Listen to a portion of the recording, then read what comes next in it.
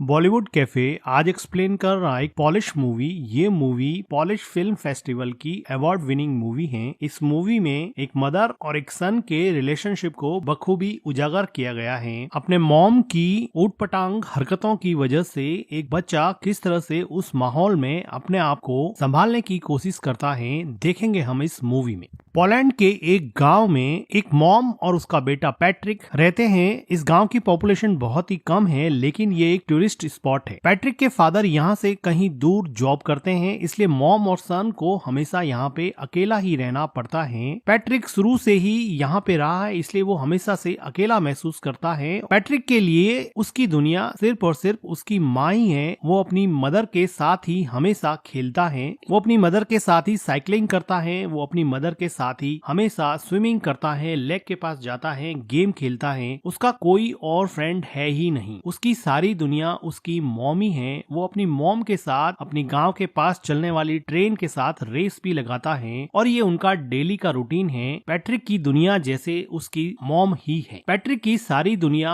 उसके मॉम के इर्द गिर्द ही घूमती है। पैट्रिक और उसकी मॉम का रिलेशन ठीक वैसा ही है जैसा हर किसी बच्चे का अपनी माँ के साथ होता है। वात्सल्य से भरा और प्यार से भरपूर इस रिलेशनशिप में किसी और की कोई जगह नहीं थी। लेकिन पैट्रिक की जिंदगी में खलबली तब मच गई जब इस गांव में आसपास के सभी लोग समर वेकेशन की वजह से अपने बच्चों को लेकर पिकनिक मनाने आने लगे और अपना समर वेकेशन व्यतीत करने के लिए यहाँ पे रुकने लगे। पैट्रिक तो किसी से भी क्लोज यहाँ पे हो ही नहीं पाया, क्योंकि वो शुरू से ही अकेला रहा था। उसको किसी से फ्रेंडशिप करने में भी बहुत प्रॉब्लम होती है। लेकिन वो देखता है कि उसकी माँ अब रात को रोज घर से बाहर जाने लगी हैं। पैट्रिक ने शुरुआत में इन सब चीजों से कोई रिएक्ट नहीं किया। पैट्रिक की मॉम को रोज शाम को एक कॉल आता और वो पैट्रिक को घर में अकेला छोड़ के ही चली जाती। पैट्रिक काफी देर तक इंतजार करता। कभी उसकी मॉम रात को घर लौटती नहीं थी और कभी देर रात को लौटती थी। वो थोड़ा सा टाइम पैट्रिक के साथ स्पेंड करती थी, लेकिन पैट्रिक को कल का बहाना देकर कि कल मैं तुम्हारे साथ पूरा दिन व्यतीत करूंगी और पैट्रिक को अकेला छोड़ देती। धीरे धीरे पैट्रिक अकेलेपन की वजह से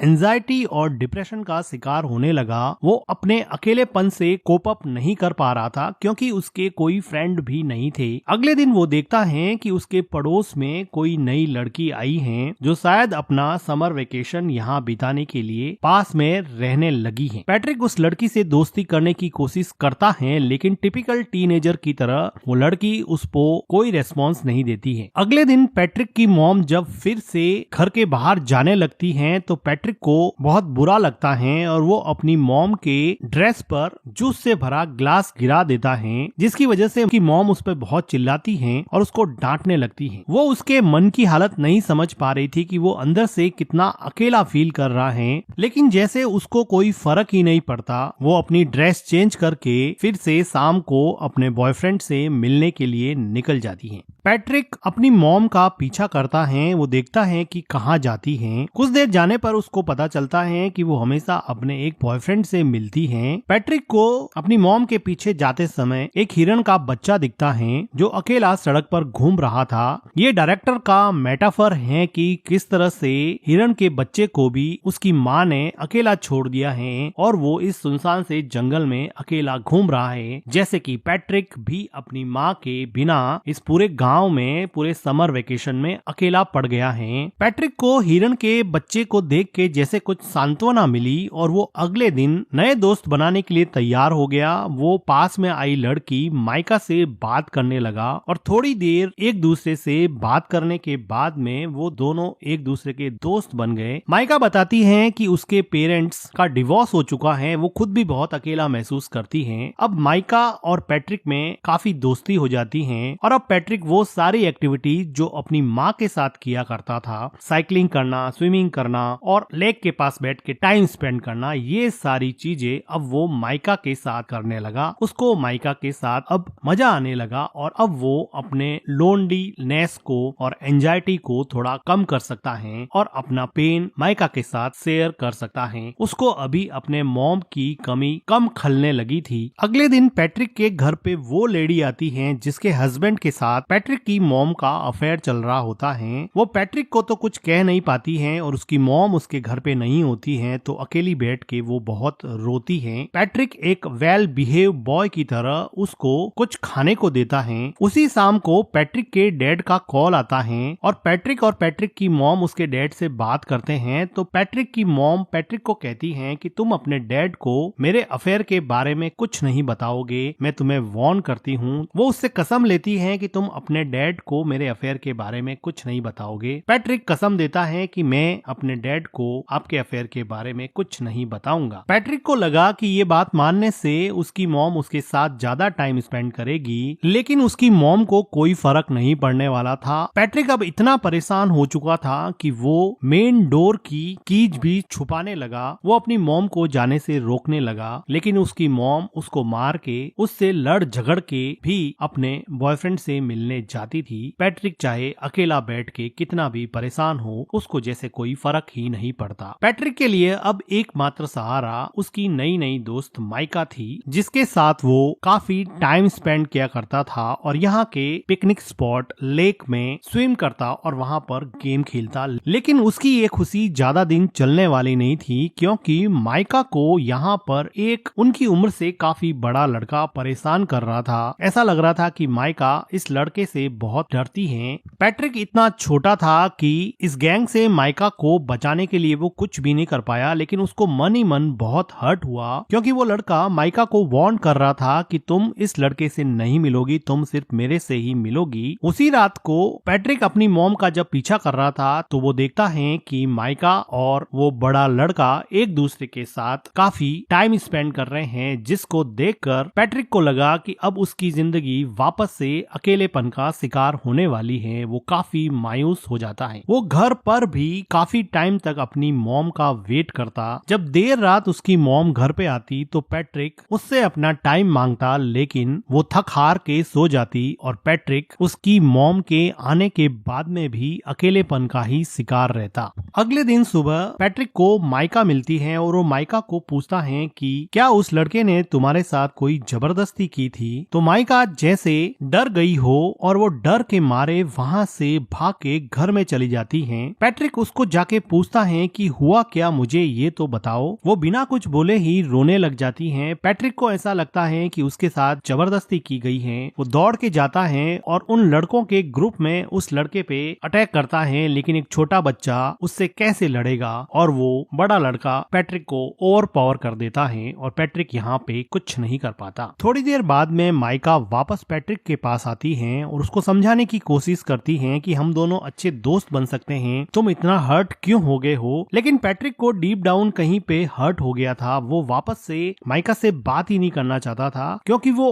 ऑलरेडी अपनी मॉम से बहुत ज्यादा हर्ट था और जब माइका ने भी उसे हर्ट किया तो वो इमोशनली वायलेंट हो गया और वो अपने इमोशन को कंट्रोल नहीं कर पा रहा था। अपने गुस्से को, अपने फ्रस्ट्रेशन को माइका के ऊपर निकाल दिया और माइका को उल्टा सीधा बोला, जिसकी वजह से अब माइका को वापस हर्ट हुआ और अब माइका वहाँ से चली जाती है। पैट्रिक को बिल्कुल समझ में नहीं आ रहा था, क्योंकि वो छोटा सा बच्चा था, उसको समझ नहीं आ रहा था कि इन सब सिचुएशन से कैसे निकले। उसकी मॉम उसको बिल्कुल भी सपोर्ट नहीं करती थी, ना उसको गाइड करती थी। उसके आसपास कोई भी पेरेंटल गाइडेंस नहीं होने की वजह से वो अपनी ही दुनिया में जो उसको समझ में आता वो करता जाता और उसके अंदर अनस्पोकन इमोशंस का एक ऐसा गुब्बार बना जिसकी वजह से वो बुरी तरह से फ्रस्ट्रेट हो गया। उसी रात को पैट्रिक की माँ घर पे रोती हुई आती है। ऐसा लग रहा था कि उसके बॉयफ्रेंड के साथ उसका झगड़ा हुआ है या फिर ब्रेकअप हो गया है। पैट्रिक की मॉम काफी दिनों तक उदास रहती हैं, लेकिन पैट्रिक अपनी मॉम को अपने पास में देख के काफी खुश रहने लगा है। वो अपनी मॉम की काफी केयर करता है। एक रात अचानक उसके डैड वापस लौट आते हैं और दोनों के लिए बहुत सारे गिफ्ट लाते हैं। पैट्रिक को अब लगा कि अब उसका समर वेकेशन बहुत अच्छे से निकलेगा, क्योंकि उसके डैड ने उससे प्रॉमिस किया था कि मैं समर वेकेशन तुम्हारा साथ में बिताऊंगा।